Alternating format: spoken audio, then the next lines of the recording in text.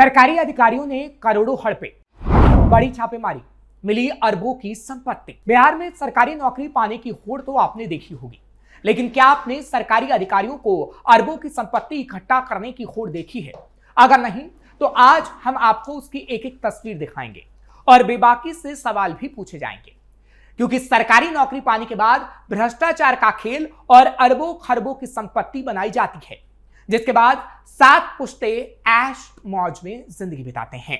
नमस्कार, capital TV का खास शो बेबाक सवाल देख रहे हैं आप। मैं हूं आपके साथ हर्ष भारद्वाज। आय से अधिक संपत्ति के मामले में कई जगह छापेमारी की गई, जहां सरकारी अधिकारियों के पास करोड़ों और अरबों की संपत्ति का खुलासा हुआ, जिसके बाद कई सवाल सुलग रहे हैं, जिसे बेबाकी से पूछा जाना चाहिए। अधिकारियों के पास कहां से आता है इतना पैसा? भ्रष्टाचार के जरिए खड़ी की जाती है अरबों की संपत्ति। अधिकारियों के पास छापेमारी के दौरान क्या क्या मिला? बिहार में ऐसे अफसरों की कितनी लंबी है लिस्ट? क्या राजनेताओं के घर भी पड़ेगा छापा? बिहार में भ्रष्टाचार के खिलाफ कार्रवाई के तहत विशेष निगरानी इकाई यानी एसवीयू ने बड़ी छापेमार कार्रवाई की। यह कार्रवाई आय से अधिक संपत्ति के मामले में की गई है। एसवीयू की टीम ने Bihar medical services and infrastructure corporation limited में डीजीएम के पद पर तैनात पंकज कुमार के कई ठिकानों पर एक साथ की है। बताया जा रहा है कि पंकज कुमार पिछले करीब 11 साल से अलग अलग पदों पर काम कर चुके हैं। सरकारी नौकरी में रहते हुए पंकज कुमार ने अपनी कमाई से कहीं ज्यादा पैसा और प्रॉपर्टीज जमा कर ली, यानी इकट्ठा किया। जांच में पता चला है कि उनके पास लगभग 96 लाख रुपए की ऐसी संपत्ति है जिसका उनके पास कोई कानूनी हिसाब नहीं है और वो पूरी तरीके से अवैध है। तलाशी वारंट के बाद छापेमारी। इसी मामले में विशेष न्यायाधीश निगरानी पटना द्वारा तलाशी वारंट जारी किया गया था। वारंट मिलने के बाद एसवीयू की टीम ने कार्रवाई करते हुए पंकज कुमार के पटना स्थित कार्यालय और उनके आवासीय परिसरों में एक साथ छापेमारी शुरू की थी। छापेमारी के दौरान एसवीयू की टीम उनके दस्तावेजों, बैंक खातों, संपत्ति से जुड़े कागजात और अन्य महत्वपूर्ण रिकॉर्ड की जांच कर रही है।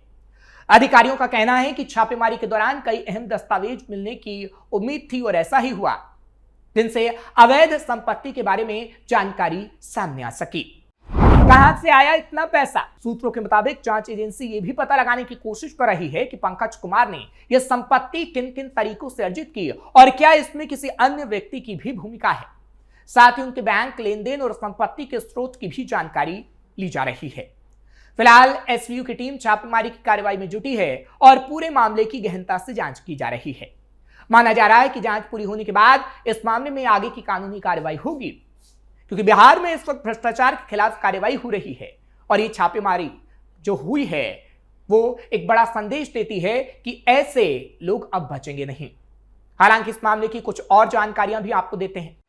96 लाख से अधिक की अवैध संपत्ति। हालांकि इस पूरे मामले में जो विभागीय आकलन हुआ है उसमें करीब 96,40,666 रुपए की अवैध संपत्ति सामने आई है, जिसे जब्त किया जा रहा है। हालांकि 11 सालों में अर्जित की गई। जांच अधिकारी मानते हैं कि आगे की पड़ताल में यह आंकड़ा और बढ़ सकता है, यानी ये संपत्ति करोड़ों अरबों की भी हो सकती है, लेकिन अभी पता 96 लाख तक का लगा है। एफआईआर दर्ज होने के बाद विशेष न्यायाधीश पटना की अदालत से तलाशी वारंट जारी किया गया था। इसके आधार पर गुरुवार सुबह सुबह एसवीयू की अलग अलग टीमों ने पंकज कुमार के पटना स्थित आवासीय परिसर और बीएमएसआईसीएल कार्यालय में एक साथ छापेमारी शुरू की है। टीमों ने दस्तावेजों, बैंक खातों, संपत्ति से जुड़े कागजात, निवेश रिकॉर्ड और अन्य वित्तीय लेन देन संबंधी अभिलेखों की बारीकी से जांच की। सूत्रों की माने तो छापेमारी के दौरान कई महत्वपूर्ण दस्तावेज बरामद हुए हैं, जिनकी जांच अभी जारी है। प्रशासनिक महकमे में हड़कंप। हालांकि इस छापेमारी की खबर फैलते ही प्रशासनिक और स्वास्थ्य विभाग से जुड़े महकमों में हड़कंप मचा हुआ है। बीएमएसआईसीएल और स्वास्थ्य विभाग में यह मामला तेजी से चर्चा का विषय बना हुआ है। अधिकारी और कर्मचारी इस कार्रवाई को भ्रष्टाचार के खिलाफ सरकार के सख्त रुख के संकेत के रूप में देख रहे हैं। निगरानी विभाग का कहना है कि जांच पूरी होने के बाद आगे की कानूनी प्रक्रिया तेज की जाएगी, जिसमें आरोपी के खिलाफ चार्जशीट दाखिल करना शामिल है। निगरानी अधिकारियों ने स्पष्ट किया है कि भ्रष्टाचार के मामलों में किसी भी स्तर के अधिकारी या कर्मचारी लिप्त पाए जाने पर सख्त कार्रवाई होगी। राज्य सरकार पारदर्शिता और जवाबदेही सुनिश्चित करने के लिए लगातार निगरानी रख रही है। ये कार्रवाई ऐसे कई मामलों की श्रृंखला में एक और कड़ी है, जहां स्वास्थ्य और इंफ्रास्ट्रक्चर से जुड़े प्रोजेक्ट में अनियमितताओं पर शिकंजा कसा जा रहा है। फिलहाल विशेष निगरानी इकाई की टीम पूरे मामले की विस्तृत जांच में जुटी है। छापेमारी से प्राप्त सामग्री की फॉरेंसिक और वित्तीय जांच चल रही है। बताया जा रहा है कि आने वाले दिनों में और भी कई तथ्य सामने आ सकते हैं जो मामले को और गंभीर बना सकते हैं। निगरानी विभाग ने आश्वासन दिया है कि जांच निष्पक्ष तरीके से होगी और कई और कड़ियां इसमें सामने आ सकती हैं। आय से अधिक संपत्ति मामले में कार्रवाई का क्या है सच? अब सवाल है कि वाकई ये कार्रवाइयां इतनी तेजी से होती हैं, महकमा जो दावा कर रहा है, क्या इसका सच पीछे का कुछ और है? क्योंकि इस वक्त कार्रवाई में तेजी तो देखने को मिल रही है, लेकिन हमेशा से आय से अधिक संपत्ति मामले में कार्रवाई में ढिलाई ही देखने को मिली है। सर्च 2.5 अक्षर वाले शब्द का सहज अर्थ तलाशना या ढूंढना ही होता है। एजेंसी तलाशती है, ढूंढती है, लेकिन भ्रष्टाचार के मामले में अर्थ बड़ा व्यापक हो जाता है, क्योंकि एक सर्च अकूत अवैध संपत्ति का पूरा चिट्ठा खोल देता है। राज्य में जिस तरीके से इन दिनों भ्रष्ट अफसरों के खिलाफ जांच एजेंसियां ताबड़तोड़ सर्च ऑपरेशन चला रही हैं, बालू माफियाओं से साठगांठ रखने वालों से लेकर उन अफसरों के ठिकानों का सर्च हो रहा है जिनके बारे में पुख्ता फीडबैक है कि वो भ्रष्टाचार के बूते अकूत संपत्ति के मालिक बन बैठे हैं। सच सामने भी आ रहा है, अवैध संपत्तियों का खुलासा भी हो रहा है, लेकिन जांच की प्रक्रिया ऐसी है कि भ्रष्ट अफसरों के चेहरे पर शिकन तक नहीं दिखती। संपत्ति भले जब्त हो जाए पर आरोपी गिरफ्तार नहीं हो पाता है। वो आजाद घूमता है, मौत से नौकरी करता है, सरकार से सैलरी उठाता है और इसी पैसे से जांच एजेंसियों द्वारा दर्ज मुकदमे को अदालत में चुनौती देता है। यह सब तब हो रहा है जब हर सरकारी अफसर को सालाना अपनी संपत्ति का ब्यौरा देना अनिवार्य है। घोषित संपत्ति से अधिक पाए जाने पर बर्खास्तगी का प्रावधान भी है। हाल के दिनों में आय से अधिक संपत्ति के मामले में कई ऑपरेशन हुए हैं, लेकिन एक भी मामले में किसी अफसर की गिरफ्तारी नहीं हुई।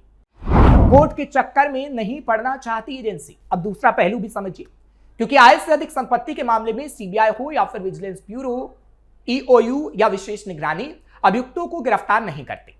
तर्क यह है कि व्यापक पड़ताल के बाद सर्च होता है, जांच चलती है। आय से अधिक संपत्ति के किसी भी मामले की जांच में कम से कम 2 वर्ष का वक्त लगता है। जांच एजेंसियों का फोकस अवैध संपत्ति जब्त करने पर ज्यादा रहता है। क्यों नहीं गिरफ्तार होते भ्रष्ट अफसर? जांच एजेंसियां मानती हैं कि उन्होंने संबंधित अफसर के खिलाफ पर्याप्त सबूत जुटा लिए हैं। गिरफ्तारी के 24 घंटे के भीतर अभियुक्त को कोर्ट में पेश करना होगा, फिर कोर्ट केस डायरी मांगेगा। एजेंसियां कानूनी उलझन में नहीं पड़ना चाहती, लिहाजा वो जांच पर फोकस करती तो है, लेकिन उतना नहीं। भ्रष्ट को रखना आस्तीन में सांप पालने जैसा। आय से अधिक संपत्ति के मामले में पूर्ण छानबीन के बाद मामले दर्ज होते हैं। ऐसे मामलों में अमूमन गिरफ्तारी की आवश्यकता नहीं होती, लेकिन जहां अनायास किसी चेकिंग के दौरान आय से अधिक संपत्ति का केस दर्ज हो और अन्य परिसंपत्ति को जानने के लिए कस्टोडियल इंटरोगेशन की जरूरत होती है तो गिरफ्तारी की जाती है।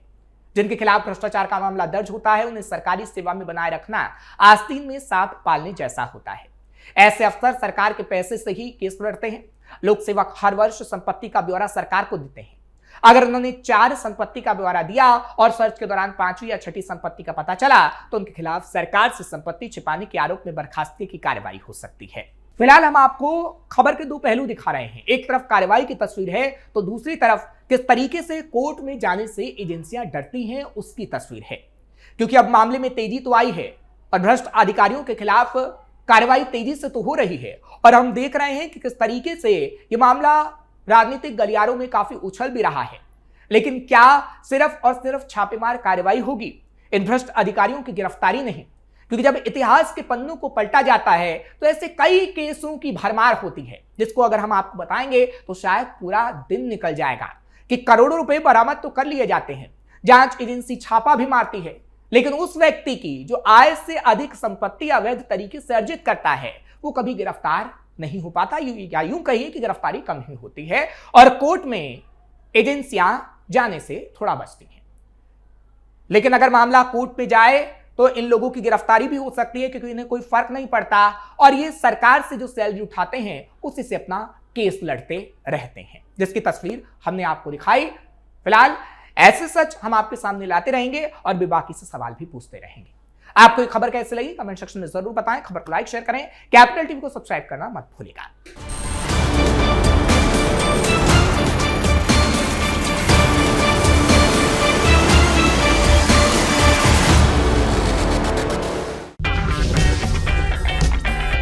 अगर आपको हमारा वीडियो पसंद आया हो तो इसे लाइक करें, हमारे चैनल को सब्सक्राइब करें और हाँ, बेल आइकन दबाना ना भूलें ताकि आप तक हमारे वीडियो की नोटिफिकेशन पहुंचती रहे। आप अपना सुझाव हमें कमेंट बॉक्स में दे सकते हैं। हमारे साथ जुड़ने के लिए शुक्रिया।